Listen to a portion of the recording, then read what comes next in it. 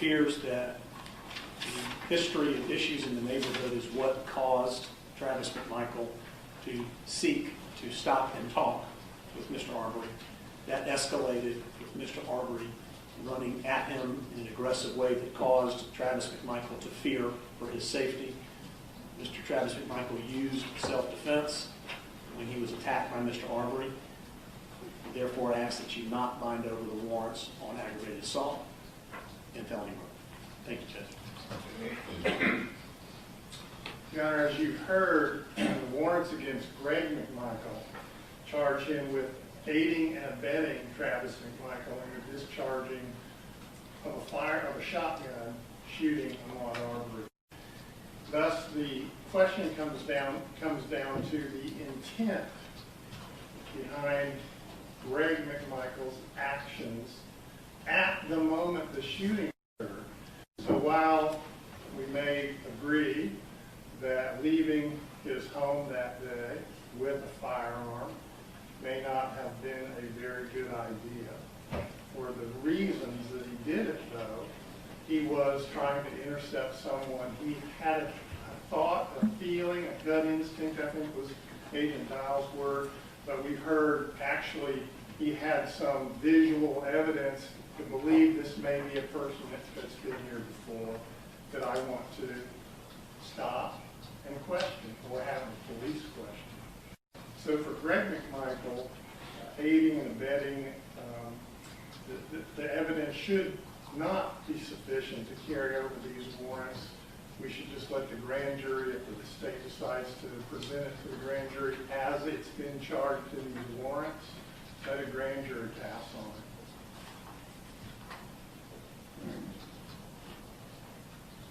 John? Your Honor, I would note that I filed a motion to dismiss facially defective arrest warrant this morning. It was 8:58. I tried to bring the motion to the court's attention, but in the events of the day, we didn't have an opportunity to address that. Normally, we would address that motion before embarking on a 7-hour hearing, but we are where we are, Your Honor. The same legal arguments that were made this morning remain true. Mr. Bryan wasn't there at the English residence. Whatever was going on before, he doesn't know. Whatever was going on with the McMichaels in Ahmaud Arbery, he's minding his own business on the front porch when a gentleman he doesn't know goes by, followed by a truck that he does. And he does, with all due respect, what any patriotic American citizen would have done under the same circumstances. The question here is a legal one, not so much an actual one, which is why the decision before you is at once difficult but also easy. I'm not naive enough to think that you're on the hot seat in this case. The eyes of the entire nation, a weary nation, are on you this afternoon. And to accomplish in your career, the decision you make today may be the one that you remember for. Whether that's right or wrong or fair, I don't know. But the legal question, as far as Mr. Bryan is concerned, is very simple. Mr. Bryan cannot commit the offense of criminal attempt to commit false imprisonment in this case. It is legally impossible. On his own, using the motor vehicle that he had as described, it is impossible for him to commit the offense of false imprisonment. Nor has the state contended that he did that in any other way other than in conjunction with the McMichaels. The problem is that criminal attempt to commit false imprisonment is a specific intent crime. This is Hornbook law. The state has to prove, here by probable cause, later by beyond a reasonable doubt. Their burden here today is to prove to Your Honor probable cause to believe that Mr. Bryan, who had no communication whatsoever with the McMichaels prior to the shooting, none whatsoever, whether he knew that the McMichaels were unlawfully attempting to imprison Mr. Arbery, to deprive Mr. Arbery of his personal liberty, which is in the wording of the statute. it is an impossibility under these circumstances to show that Mr. Bryan knew that the McMichaels were acting wrongfully. It's an impossible burden to meet. Not 50%, not 2%. There's not a scintilla of evidence to show that Mr. Bryan had the specific intent to commit the offense of criminal attempt to commit false imprisonment. For the reasons I have set forth in the motion, I think it's abundantly clear that Officer Dial, as an officer of the state, doing his duty as he understood it, very carefully crafted the warrant in such a way to avoid the very questions that Judge Walmsley was not presented with, but that you are squarely today. And again, it's a criminal attempt. The fact that Mr. Bryan does not know what's going on is his legal defense. The state has it backwards. They're thinking that because Mr. Bryan doesn't know what's going on, that he acted unlawfully. The fact that he doesn't know what's going on is his defense. He cannot form the specific intent to commit false imprisonment. And therefore, as a matter of Hornbook law, the charge is due to be dismissed. And the state of Georgia, the Cobb County District Attorney's Office, is capable of a bunch of prosecutors we will ever see in this state, with all the resources at their disposal. If they have some case law, some legal authority, even some good faith basis to argue for the substantial expansion of our criminal law that they're asking for here today, they're going to have that moment in just a moment to do that. Your Honor, I'm not begging you to dismiss these charges. We expect that you will follow the law, just as the Arbery family has had a right to expect that everyone in the criminal justice system would follow that law. They're expecting justice. They're demanding justice. Well, on behalf of Mr. Bryan, I'm also demanding justice. We are respectfully asking this court to dismiss the criminal attempt to commit false imprisonment.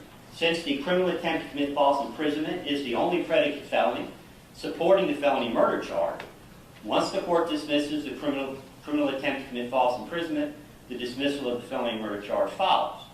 I would also point out that there has been no evidence presented to establish the causal relationship necessary to sustain the felony murder charge anyway. How Mr. Bryan's actions on that day have any causal connection, any proximate cause to the shooting remains a mystery to me. I think McMichaels has argued the same point. But we don't even get there. You don't have to go through the tortuous history of felony murder in Georgia, because the underlying felony doesn't exist. Mr. Bryan committed no crime. He acted lawfully, and as we would hope any concerned citizen in our country would do under the same circumstances. That doesn't mean that the McMichaels won't have their day in court, one or both. And surely the Arbery's have every right to their day in court, and for justice, whatever that means. But my point today, as I represent Mr. Arbery, is Mr. Arbery committed no crime. Whether he could or should have done something different, there's simply no crime. There's no false imprisonment because there's no evidence to establish specific intent to falsely imprison. And for that reason, we're asking you to do that. You know, it's been said in the book of Amos, which some people consider the Bible instructive, some don't. The book of Amos says, "Let justice roll down like waters and righteousness like a mighty stream." Latin, the Romans had a different phrase. Fiat justia ruat paelum. I'm probably mispronouncing that. And translated into English, that means let justice be done so the heavens may fall. And I fully understand the consequences for the community and for the court of dismissing the charges against Mr. Bryan. And I'm so glad that I'm sitting here and that I'm not in your shoes. But that is the result that justice demands in this case, and that's what we're asking for, nothing less. Thank you.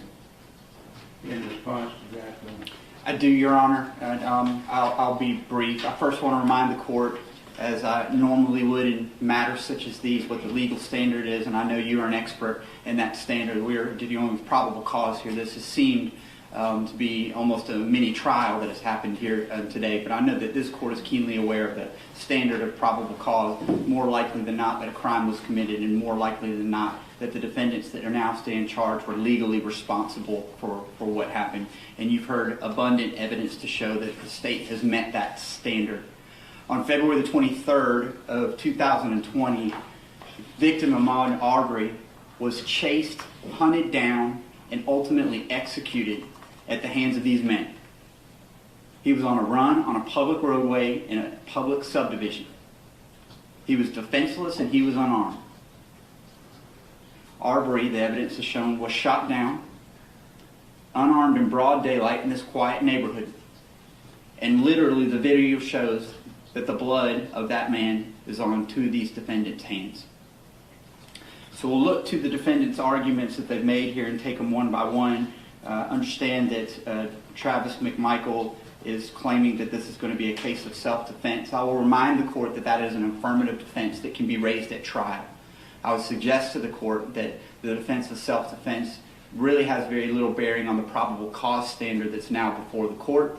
We understand that defendant Travis McMichael at some future date may very well want to try to articulate to some other finder of fact that this was a case of self-defense, and we would welcome that opportunity to combat that defense. But I would remind the court that this is a case of involving probable cause at this point, and this is not a situation where justification warrants the dismissal of any warrants in this case. The fact of the matter is that there's no evidence that these defendants saw a burglary, saw any crime, had any subjective belief or even a hunch by these civilians that would authorize their choices that they made to chase after and ultimately gun down this unarmed victim in the middle of the street. As for Greg McMichael, we'll understand clearly that the argument here is that he is not a party to the crime. And I'll remind the court the legal standard that applies to all of the defendants in this case, not just to him. A person is a party to the crime if he directly commits the crime, such as Travis McMichael, intentionally helps in the commission of the crime, intentionally encourage another to commit the crime. And you have all of those elements here, particularly as it pertains to what Greg McMichael did. That's from pattern jury charge 14210. I will also remind the court that as it pertains to the McMichaels in particular, conspiracy culpability shows that any agreement between two people to do an unlawful act, such as illegal detaining a man who's on a run in their neighborhood, when you have that express or implied agreement and they associate themselves in that unlawful enterprise under conspiracy culpability, the act of one is considered to be an act of all. And I think that that's a succinct explanation for why Mr. Michael is properly charged as a party to the crime and the two arrest warrants for him, including felony murder and aggravated assault. And using some but-for causation here, Your Honor, I will point out that but for the actions of Gregory McMichael walking into his home and asking his son to arm up with him, Ahmaud Arbery might very well be alive today. And I would suggest to the court regarding the arguments that Mr. Bryan has made that any American would have done what he did. Those are asinine assertions. Any American would pick up the phone and call 911.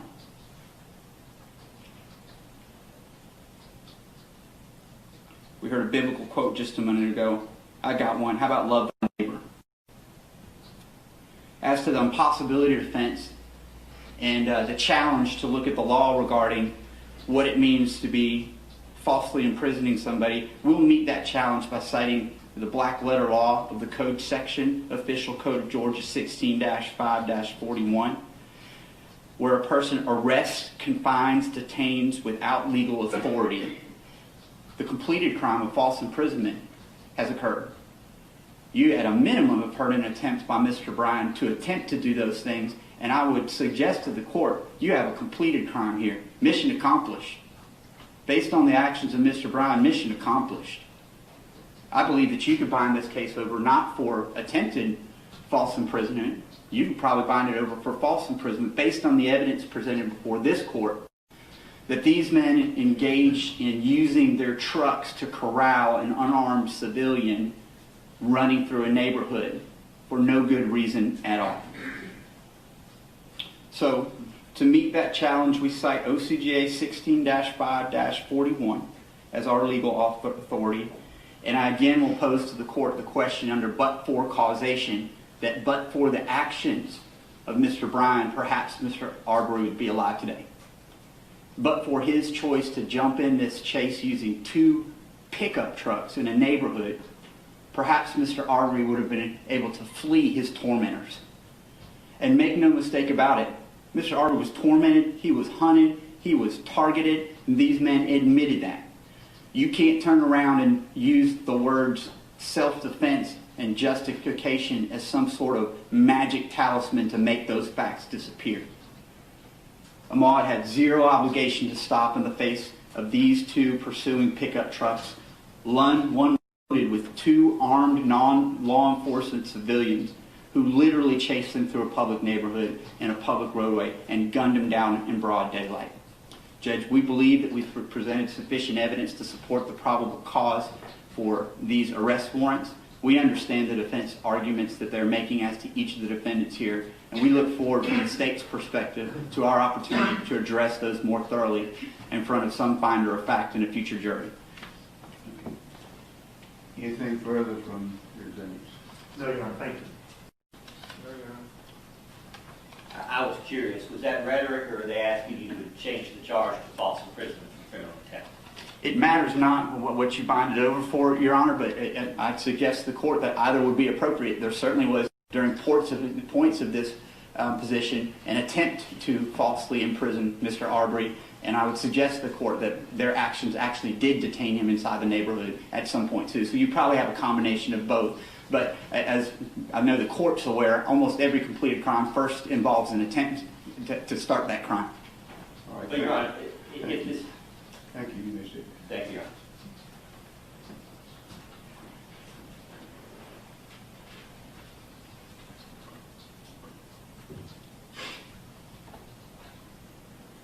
The case of the state of Georgia versus Travis James McMichael will be bound over to Superior Court of Glenn County, Georgia. The case of state of Georgia versus Gregory John McMichael will be bound over to the Superior Court of Glenn County, Georgia. This case of state of Georgia versus William Roddy Bryan will be bound over to the Glenn County Superior Court. All of these are bound over on all charges set forth. Thank you, Your Honor. Thank you, Your Honor. Thank you, Your Honor. Anything further on that? Other than taking a photo of the exhibit and making arrangements to substitute that so that the defense can have the full poster board, I think that completes the matter for